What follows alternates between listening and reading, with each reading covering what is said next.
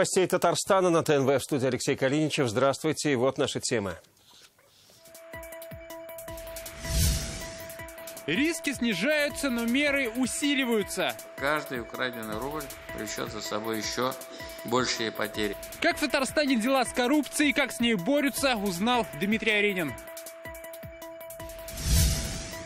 Тонут в трясине и запасаются продовольствием. Нет дорог, соответственно, никто здесь не может найти работу. Как две деревни Мамадышского района из-за бездорожья превращаются в остров, увидела Анна Городнова. Это его руками было сделано первое ЭКГ. Если люди смотрят в одну сторону, взявшись за руки, и ЭКГ смотрит в одну и ту же сторону. История казанского физиолога Александра Самойлова. Каков его вклад в развитие современной кардиологии, расскажет Зарина Ахметова. И для них первым делом самолеты, но бумажные. Хорошо согнуть, чтобы очень хорошо летало. Как детское увлечение может привести к настоящему чемпионату. Вероника Гайнутдинова.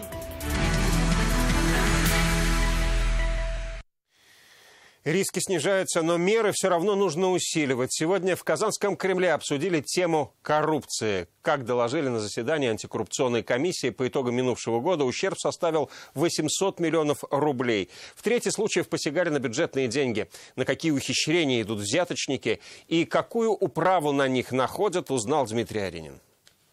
Что? Какая взятка? Никто не будет о взятке. А кому вы? Мы хотим сейчас разобраться. Я ничего не беру. Ну я вам клянусь, не брал я взяток. Да не брал я. Взяточников и прочих коррупционеров в минувшем году в Татарстане ловили ничуть не меньше, чем раньше. Количество таких преступлений не снижается. Махинации самые разнообразные. Так в Бугульминском районе придумали целую схему по обогащению на земельных участках. Делая как будто опечатки, существенно меняли сроки и условия аренды. В Елабуге обнаружились коровы-рекордсмены, что в день дают 50 килограммов молока. Такие приписки вдвое больше реальных цифр выливались в трату бюджетных денег. Всего в минувшем году в Татарстане выявили 800 коррупционных преступлений, ущерб по которым составил 800 миллионов рублей. Больше, чем в трети случаев посягали на бюджетные деньги. Кроме преступлений были и нарушения, вроде неверных сведений в декларациях. Увлеченных 23 тысячи человек, оштрафовали в общей сложности на 200 миллионов рублей. Надо понимать, что каждый украденный рубль влечет за собой еще большие потери на устранение недостатков, переделку некачественной работы и возмещение ущерба. Больше всего нарушений происходит при госзакупках, распоряжении недрами и там, где есть конфликт интересов. Проблемные сферы – градостроительство, медицина, образование. Возможными причинами наличия столь значительного количества правонарушений в приоритетных отраслях является недостаточная компетентность сотрудников подконтрольных организациях, недоработка государственных органов и органов местного самоуправления. При этом, как доложили, нормативными и контрольными мерами удалось снизить риск коррупции при строительстве и капремонте. Лучше стали учитывать сельхозземли. Судя по соцопросам, сократилось число людей, столкнувшихся с коррупционерами. В минувшем году это 8%. Тут, как говорят, помогает электронный документооборот. Электронные же системы дают и лучший обзор на декларации чиновников. В минувшем году за неверные сведения наказали почти 400 человек. Мы сейчас используем электронные системы взаимодействия между органами для того, чтобы анализировать и ускорять этот процесс по декларациям по сведениям о доходах. Поэтому мы выявляем с каждым годом все больше нарушений. Соответственно, все больше требований предъявляется к служащим по тому, как нужно эти сведения о доходах заполнять. Чтобы не вырастали большие коррупционеры, в республике все больше занимаются молодежью. Чем чреваты махинации и почему это плохо, в минувшем году объяснили 12 тысячам человек. Самое главное – это вовлеченность ребят, которые действительно понимают, что сдавать сессию, сдавать экзамены можно самостоятельно, без помощи взяток. Трудоустроиться сегодня тоже можно с помощью различных социальных лестниц, социальных лифтов, которые сегодня позволяют избежать кумовства как одного из проявлений взяточничества. По итогам заседания даны поручения. Лучше заниматься профилактикой, а правительству и муниципалитетам изучить ситуацию в том, что касается нарушений в госрегулировании. Дмитрий Аринин, Вадим Илларионов, ТНВ, Казань. Цифровые помощники, диалог с обществом и служебные нагрузки. Эти темы сегодня стали повесткой заседания Президиума Совета судей России в Казани. Собрались служители Фемида из 51 субъекта страны. Что их волнует и какие изменения ждут судебную систему страны, расскажет Салават Мухаммадуллин. Заседание Президиума Совета судей России проходит в Казани впервые. Вообще, последние 10 лет Совет собирался только в Москве. И первым субъектом после такого перерыва выбран Татарстан для выездного заседания не случайно. Республику ставят в пример. Наш опыт сегодня слушали судьи из 51 региона страны. Открыл встречу Рустам Миниханов. Работа Президиума на местах дает возможность расширить участие представителей региональных органов судейского сообщества в его деятельности. Такие встречи способствуют обмену опытом и выработке новых подходов к решению поставленных задач. Говорят сегодня об информационной безопасности, диалоге с обществом и цифровизации работы. Внедрение новых технологий, искусственного интеллекта и, в частности, нейросетей возможно, но полностью отдать роботам свои полномочия судьи не готовы. И сложные системы искусственного интеллекта, они спонтанно саморазвиваются. И наступает момент, когда эти системы выходят из-под контроля человека. А когда определяется судьба человека, мы не можем допустить, чтобы машина, вышедшая из-под контроля человека, решала судьбу человека. Поэтому здесь всегда будет на переднем плане судья-человек. Особое внимание члены Президиума уделили служебной нагрузке судей. Напомню, в прошлом году только один судья арбитражного суда республики рассматривал в месяц больше 100 дел. Значит, в день не менее 5 дел. Помочь мог бы институт присяжных заседателей, но и тут есть проблемы. Проблема, конечно, основная связана с тем, что в маленьких районах, где незначительное количество населения, очень сложно сформировать состав. Потому что все друг друга знают, вместе учились, родственники и так далее. Эта проблема существует. Если сегодня судьи в диалоге, то завтра их ждет соперничество. Казань примет командный чемпионат среди судов России по шахматам. Салават Мухаммадуллин, Марат Зайдуллин, ТНВ, Казань. Будущее села в мини-фермах. Реализовать масштабные планы взялись в Черемшанском районе. Там активно увеличивают поголовье скота. Только в прошлом году субсидии получили 20 хозяйств, а в этом году заявку подали еще 36 семей. Чем же вызван бум мини-ферм в Черемшанах, увидели наши корреспонденты. Эту мини-ферму начали строить в апреле 2018 году и строили до сентября, достроили полностью. Ильдар Валиуллин показывает свои новые владения. Так называемую мини-ферму он построил прошлым летом. Принял участие в республиканской программе, получил субсидию и увеличил поголовье до 3 коров. В планах довести до 5. И таких, как он, в районе еще 35 человек. Такой бум фермер объясняет просто. Нам помогли блоками 1000 штук, цементом, досками, деньгами 120 тысяч рублей. То есть это хорошая поддержка? Хорошая поддержка, да. Эти постройки остались от прежних хозяев. Они очень устарелые, уже рушатся, ломаются. Пока одни получают выгоду, другие о ней мечтают. Семья Шарифуллиных в Черемшанский район переехала из Самары. Старый дом с постройками достался от прежних хозяев. В этом году подали заявку на получение субсидии. Помогут, во-первых, стройматериалами и плюс финансово помогут. А помощь, то, что для сельской местности программа хорошая, то, что все-таки материальная помощь для семьи, молоко можно сдавать, скотину. Много кто так строится по такой программе и решили тоже, что надо построить мини-ферму, чтобы как-то разводить скотину, жить, детей поднимать.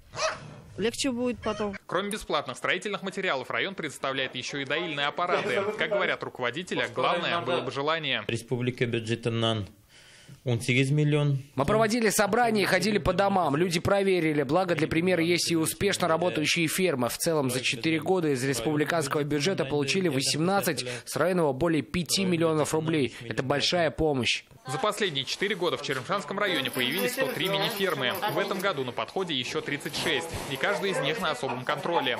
Ведь только так, считают в районе, можно выправить ситуацию с сокращением поголовья. Рамиль Галиуллин, Нияз Рахман, Данил Филатов, ТНВ, Черемшанский район. Запасаются продовольствием и с опаской ждут большой воды. В нашу редакцию обратились жители деревень Мамадышского района Гришкино и Черкасы. Каждую весну их единственную дорогу размывает так, что ни скорая, ни пожарные машины не проедут. 8 километров до асфальтированной трассы превращаются в болото. Нашу съемочную группу везли на тракторе. Анна Городнова о деревенской трясине. Вот дорога в Гришкино. Населенный пункт. Проехать, сами видите, абсолютно невозможно. Перед въездом в деревню нас встречает тракторист Леонид. Сажает в свой прицеп и предупреждает: путь длинный, 40 минут по бездорожью. Вот так с марийским гостеприимством местные жители везут нас в Гришкино. Каждую весну и осень. Около 200 человек оторваны от мира. Единственную дорогу, 8 километров до трассы, размывает. Мужчины уже тонули, конечно, и всякое бывало. А если вам скорая понадобится, врач, как он к вам добирается? Никак не добирается. Дорогу здесь начинали строить в 93-м. Колхоз расцветал, рождаемость росла. Но проект оказался очень затратным. Вокруг деревень реки и озера. Нужны мосты и дамба. Еще буквально несколько дней деревня Гришкино поплывет. Вот эта река Шия выходит из своих берегов. Местные говорят, что уровень воды поднимается вот настолько, а потоки воды настолько мощные, что подмывает вот этот единственный деревянный мостик. Нет дорог, соответственно, никто здесь не может найти работу. Работы нет, молодежь бежит с деревни. Нам каждый год обещают дорогу, делают, все еще не делают. Пожар не было, дай бог, вот. Бог пускай бережет нас. Из-за бездорожья пришлось заморозить стройку клуба, а люди начали запасаться продовольствием. Спасает единственный сельский магазин, но снегоход с доставкой уже не справляется. Самый главный хлеб лошадь придется нанимать. Только на лошади, больше ни на чем. А уроки вообще можно отменять на время паводка, говорят здесь. Учителя с трудом добираются до школы из соседних деревень. До Комаровки доезжаю на машине своей, отсюда пешком 4 километра по снегу, а потом уже по грязи. Засыпать хотя бы щебенкой этот участок людям обещали в этом году, но сроки сдвигаются. Местные власти рассчитывают на республиканскую программу. В 2013 году ГДС уже сделал даже проект этой дороги. Она обходилась 400 миллионов рублей. В июне 2018 года последний раз ГДС тоже письмо писали о том, чтобы включить дорогу в программу строительства. С нашего бюджета только мы уж это точно уж не построим. В 3 местах надо мост строить. Посчитали, дорога дороже обойдется, поэтому через Комаровку хотят сделать. Там осталось 4 километра. Но это будет дорога в объезд. При этом, когда ее достроят, тоже пока непонятно. Как нам сообщили в Минтрансе, из более чем 3000 населенных пунктов Татарстана остаются еще 536, не соединенных с дорогами регионального значения. В Мамадышском районе их 37. На 2019 год запланировано построить дороги к 22 селам, в том числе к 2 в Мамадышском районе. Гришкино и Старое Черкасово не вошли в этот список. В приоритете республиканской программы дороги к селам с численностью от 400 человек. Похоже, этим деревням нужно поднимать рождаемость, прежде чем к ним придет дорожная техника. А пока приходится рассчитывать только на свои силы и транспорт. Анна Городнова, Марат Зайдуллин, ТНВ, Мамадышский район. За ним стоит российская и мировая электрокардиография. Это о казанском физиологе Александре Самойлове. Сегодня в Казани в 3-й раз проходит международный конгресс, посвященный ученому. Его труды широко изучают специалисты со всего мира. Но вот обывателю он мало известен, хотя именно он впервые сделал ЭКГ. О вкладе Александра Самойлова в медицину расскажет Зарина Ахметова. Самойлов сумел внести этот прибор в клинику и создал направление клинической физиологии. Это тот самый струнный гальванометр, на котором больше века назад работал физиолог Александр Самойлов. Именно он помог ему впервые сделать ЭКГ сердца. Он зарегистрировал кардиограмму в Казанском университете в 1906 году. На кафедре физиологии, где когда-то преподавал Александр Самойлов, сохранился оригинал той самой первой электрокардиограммы. Ей уже больше 100 лет. Вот здесь показаны ритмы биения сердца лягушки, а здесь здорового человека. А здесь электрокардиограмма 2 людей. Показано биение сердца 1 человека и ритм биения сердца 2. Если люди смотрят в одну сторону, взявшись за руки, и ЭКГ смотрит в одну и ту же сторону. И вот это вот интереснейший феномен, который имеет значение, когда мы снимаем ЭКГ матери плода. Свои первые шаги в физиологии Самойлов делал в лаборатории известного ученого Ивана Павлова. Позже сам стал учителем для другого академика Василия Парина. Александра Филипповича не раз приглашали преподавать в Гарварде. Но обучать будущих специалистов он предпочел в России. Мало того, Он впервые в мире начал преподавать электрофизиологию сердца и учить электрокардиографии врачей именно в Казанской государственной медицинской академии. Современное оборудование для ЭКГ, конечно, куда более усовершенствованное. Чтобы измерить ритм биения сердца человека, достаточно минуты. Однако результаты исследований, которые Александр Самойлов описал в своих работах в начале прошлого столетия, сегодня помогают аритмологам и кардиологам всего мира. Любой врач начинает свою карьеру с того, что изучает основы электрокардиографии, которые заложил в том числе и Самойлов. С тех пор, конечно, взяла свое развитие телемедицина, то есть передача любой информации на удаление. И сейчас телемедицинские технологии, они проникают во все отрасли. Помимо медицины увлекался Александр Филиппович и музыкой. Профессионально играл на фортепиано, был знаком с Рахманиновым. Он не переставал преподавать до конца своей жизни. Разрывался между университетами Москвы и Казани. Из жизни ушел в пути, возвращаясь домой после лекции в столице. Ему было 63 года. Зарина Ахметова, Вадим Ларионов, Андрей Сентальцев, ТНВ, Казань. Что признано одной из главных угроз человечеству в ближайшие 10 лет? Зачем власть могут обязать отчитываться о проведении вакцинации? Как зарабатывают лидеры антипрививочного движения и почему их заработок никак не связан со здоровьем? А также ситуация с практически побежденным заболеваниями в Татарстане. Это и не только. Читайте в реальном времени. Вы смотрите новости Татарстана, и вот о чем далее. Награды нашли своих героев. Рустам Нургалиевич я раз в год вижу или раз в 4 года. О том, как президент республики чествовал чемпионов и призеров универсиад, расскажет Алмаз Гафиятов. Национальный музей празднует 124-й день рождения. Можно будет встретить Екатерину II с графом Орловым. Новый формат работы с посетителями увидела Алия Хайрудинова. Как выполняются предложения общественности по повышению качества жизни граждан? Сегодня Рустам Минниханов обсудил с татарстанским активом Общероссийского народного фронта. Встреча прошла в Доме правительства. В частности, говорили о развитии общественных пространств и совершенствовании работы городского общественного транспорта. Напомним, накануне Рустам Минниханов обсудил новый проект ОНФ по развитию в регионах паллиативной помощи. Награды нашли своих героев. Сегодня в Казанском Кремле президент республики принимал призеров и победителей зимней универсиады в Красноярске. Собрать в одном зале чемпионов было непросто. Многие, не возвращаясь на родину, уезжали на чемпионаты мира и Европы. О спортивной судьбе покорителей студенческих игр Алмаз Гафиятов. Волнуются сильнее, чем перед стартом. Многие из медалистов универсиады впервые на официальном приеме президента. За их успехами следили тысячи болельщиков. Еще больше поклонников переживали здесь, в Татарстане. И в Красноярске они чувствовали эту поддержку. Универсиада, да, это, конечно, важный старт. И очень приятно то, что нас так поддерживает и поощряет президент, что столько внимания. Спасибо республике и Рустаму Нургалиевичу. Вообще, конечно, я довольна своими результатами, но Олимпийские игры – это все-таки основная цель. Напомним, что по итогам зимних студенческих игр татарстанские спортсмены завоевали 8 наград различного достоинства. 4 золота, 3 серебра и 1 бронза во всех 5 видах спорта. Результат успешный. Всего на универсиаде в Красноярске Татарстан представляли 25 наших атлетов, в том числе команда по синхронному фигурному катанию. Благодаря вашим результатам зимние виды спорта получают новый импульс к развитию нашей республики.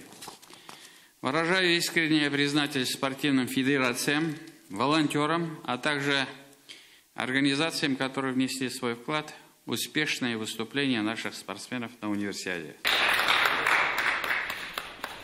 Спортсмены и тренеры были награждены благодарностями президента республики. Кроме этого, Рустам Минниханов подписал документ, согласно которому победители универсиады получат выплаты в размере 150 тысяч рублей. Серебряные призеры 90 тысяч и бронзовые 60 тысяч рублей. На традиционной встрече президента республики с чемпионами и призерами универсиад присутствовать смогли не все. К сожалению, не было лыжницы Христины Мацокиной и сноубордиста Владислава Хадарина. В эти дни они находятся на своих соревнованиях. Кроме этого, занявшие 3-е место на универсиаде в Красноярске наши фигуристки покоряют в Финляндии чемпионат мира. Алмаз Гафиятов, Ильшат Мухаметов, ТНВ, Казань. Политдебаты продолжаются. Сегодня в Казани кандидаты от «Единой России» Ксения Владимирова и Максим Конов обсудили актуальные вопросы демографии. Напомним, что 26 мая состоится внутрипартийное предварительное голосование. По его итогам сформируют список кандидатов в депутаты. Сейчас в городах Татарстана проходит более 100 дебатов участников. Сегодня кандидаты выразили позицию по сохранению здоровья граждан, с которыми заявятся на выборы. Среди острых тем, как повысить рождаемость, помочь многодетным семьям или оказать медуслуги в отдельных селах и деревнях. В некоторых селах, поселках у нас есть поликлиники, но там специалистов не хватает. И многие пациенты просто ездят в другую больницу. А в некоторых просто даже скорой помощи нет. В Москву на бумажном самолете. В Казани прошел чемпионат по запуску бумажных самолетов. 5-й год это соревнование собирает сотни ребят со всего Татарстана, Мариэл и Удмуртии. Победители поедут в Москву в настоящее конструкторское бюро. Как простое увлечение может привести в мир авиации, расскажет Вероника Гайнудинова. Хорошо согнуть, чтобы очень хорошо летало. Рустем еще ни разу не летал на самолете, но уже знает, как правильно сложить и запустить бумажный. Друг научил. Он и в чемпионате участвует под чутким его руководством. Чемпионат сегодня собрал 400 участников. Большинство, конечно, мальчики, но им в мастерстве не уступают и девочки. А на вопрос, у кого лучше, ответ один. У девочек. У девочек. Аккуратнее делают. Да. А мальчики раз-раз и мальчикам все равно. Бумажные самолеты можно складывать по 30 разным комбинациям, но на чемпионате нет ограничений. И все зависит уже от фантазии участников. Одни придумывают сами, другие ищут в интернете. Посмотрел в интернете более-менее красивые, отличающиеся от стандартных самолетов.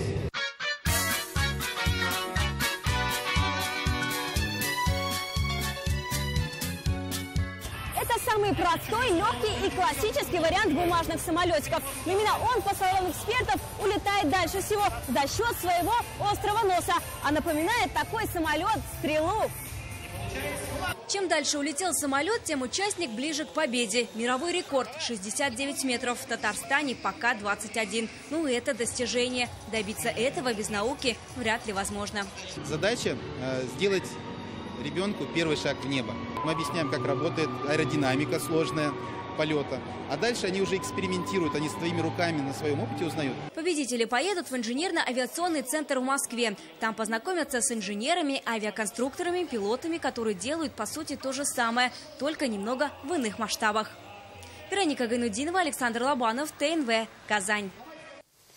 Получи грант от ТНВ на высшее образование в КФУ и работай на телевидении. Наш телеканал принимает заявки на конкурс «Айда на ТНВ». Участие может принять любой выпускник школы, техникума или колледжа. Главное условие – ЕГЭ по русскому языку. Первый этап конкурса уже стартовал. До 19 апреля нужно прислать эссе на татарском языке на тему «Мой лучший друг». Потом участвовать в конкурсе не сможете. Работа принимается по электронному адресу, который вы видите сейчас на экране. Ожившие экспонаты, мастер-классы, возможность переносить в ушедшее столетие. Все это для посетителей Национального музея. В эти дни он отмечает свое 124-летие. А заодно и музейная весна, когда посетить музей можно бесплатно. К слову, вместо экскурсоводов здесь можно увидеть Екатерину II и ее фаворитов Емельяна Пугачева и не только. Не 100 раз услышала, а 1 раз увидела Алия Хайрудинова. Собственно говоря, вот то, что... Они все с собой несли. Да, они все с собой несли. О смутных временах России из уст самого самозванца Емельяна Пугачева, а вместо экскурсовода ожившая легенда истории. Мы, Екатерина II, императрица и самодержица всероссийская. В день рождения Национального музея оживают и сами экспонаты. К примеру, Екатерина II. Сейчас я облачилась в ее платье и нахожусь рядом с ее каретой, в которой она колесила по Казани в 1767 году. Такое глубокое погружение в историю является одним из главных принципов работы Национального музея. И обязательно мастер-классы. Научиться пользоваться стрелковым оружием или слепить глиняный горшок может каждый. Первое. Глина. Запоминаем. Второе – речной песок. И мы как бы оживляем историю, и благодаря этому вот эти лекции становятся как бы живыми. Дети и вообще взрослые посетители учатся, как одевались прежние, что носили, чем пользовались. Посетители только рады. Дети, уставшие от книг, учат историю, вживаясь в нее. Очень понравилась карета Екатерины II. Она золотая, прям вся блестит, очень красиво. Украшения вот татарские очень красивые. Но там вообще собрано все очень интересно. Да и вообще даже быт представлен интересным. Настолько много и обширно выставлено все. Очень много такой продукции, где можно прям историю изучать. Отметили сегодня в Национальном музее и День печати. Слова благодарности в адрес тех, кто освещает многогранную работу хранителей истории. Двери сюда открыты каждый день, а в музейную весну вход в любой зал бесплатный. Алия Хайрудинова, Рамзиль Гарипов, ТНВ «Казань». Далее о погоде. У меня к этой минуте все. Я прощаюсь с вами до следующего выпуска. Он в 21:30. До встречи.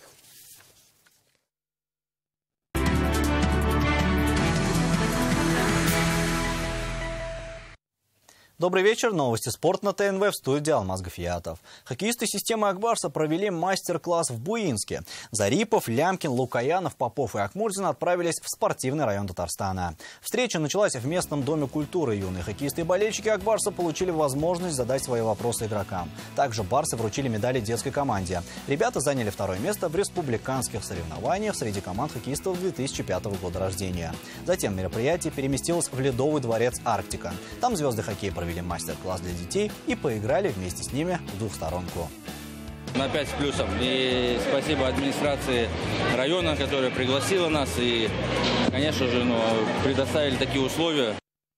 Команда Федерации УШУ Республики завоевала 26 медалей на чемпионате и первенстве России. Турнир проходил в Москве. В соревнованиях приняли участие более 500 спортсменов из разных регионов страны. Все представители Татарстана вернулись на родину с наградами. На самую высшую ступень пьедестала почета смогли подняться Михаил Минаков, Александр Емельяненко, Игорь Мороз, Айдар Фарукшин и Артем Белов. Среди девушек лучшими в своих дисциплинах стали Наргиза Валеева, Диана Венедиктова и Альмира Арабова. И в завершение к новостям борьбы. Воспитанница Татарстанской школы вольной борьбы Светлана Липатова вошла в состав сборной России на чемпионат Европы по борьбе. Турнир пройдет с 8 по 14 апреля в столице Румынии Бухаресте. Решение было принято Федерацией спортивной борьбы России по итогам тренировочных сборов в Сочи. Татарстанская спортсменка выступит в весовой категории до 59 килограммов. Напомним, что Светлана Липатова является бронзовым призером чемпионата Европы и призером европейских игр. И это все новости спорта к данной минуте. Будьте здоровы и занимайтесь спортом. До свидания.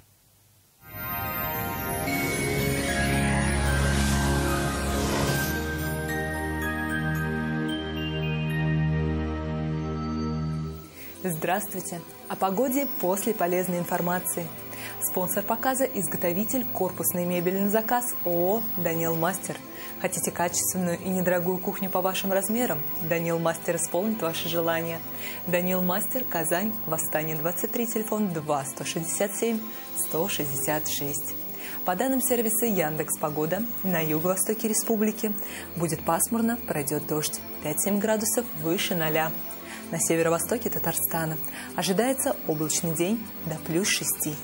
На севере Татарстана аналогичная погода, плюс 6, плюс 7.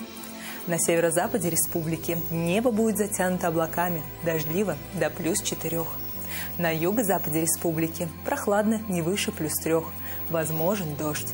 В центре Татарстана облачно и дождливо, от плюс 4 до плюс 7. Бесценные дары природы, максимальный комфорт и гармония. Санаторий Бакирова – это эффективные лечебно-оздоровительные процедуры, уникальные программы по лечению женских и мужских заболеваний и специальные скидки для членов профсоюзов. Бакирова – курорт родного края. Лечитесь на здоровье. Удивительно комфортный, уютный, целебный, очень вкусный. Санаторий для всей семьи. Бакирова. Наш санаторий. И вы скажете: я вижу. В этом месяце хирургия катаракты 38 тысяч рублей. Клиника «Третий глаз». 202 202 8. Офтальмологическая клиника «Третий глаз» уже 20 лет помогает людям сохранять зрение. Весь апрель хирургия катаракты 38 тысяч рублей. Лазерная коррекция зрения и хирургическое лечение косоглазия от 16 тысяч рублей за один глаз. В Казани будет облачно, преимущественно без осадков. +2, +4. Ветер восточный 2 метра в секунду. Атмосферное давление 761 миллиметр ртутного столба. Влажность воздуха 83%. В магнитном поле Земли спокойно. На этом наш выпуск завершен. Хорошего вам дня. До свидания.